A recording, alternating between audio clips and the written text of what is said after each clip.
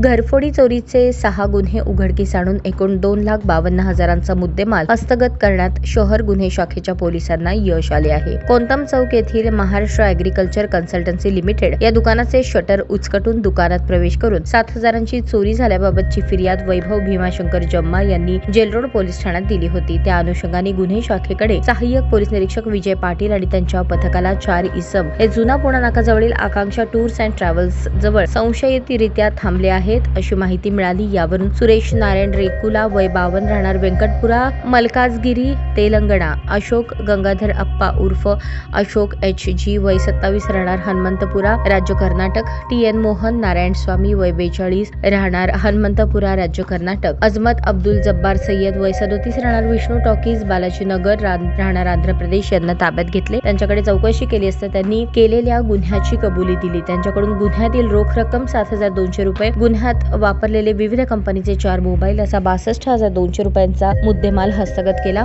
तसेच संशयित आरोपी नागेश प्रभाकर चापे वय 19 राहणार प्लॉट नंबर 32 वज्रेश्वर नगर अक्कलकोट रोड, राकेश सुरेश चन्ना वय 42 राहणार सायन कोळीवाडा मुंबई, रामहरी दत्तू पवार वय 39 राहणार कर्देहಳ್ಳಿ उत्तर सोलापूर आणि ओंकार आनंद चिलका वय 25 राहणार H ग्रुप विडी घरकुल यांना ताब्यात घेऊन त्यांच्याकडील मोटरसायकल आणि सोने चोरीचे गुन्हे उघडकीस आणले. अशा प्रकारे एकूण 6 गुन्हे उघडकीस आणून 2,52,700 रुपये किमतीचा मुद्देमाल हस्तगत केला आहे.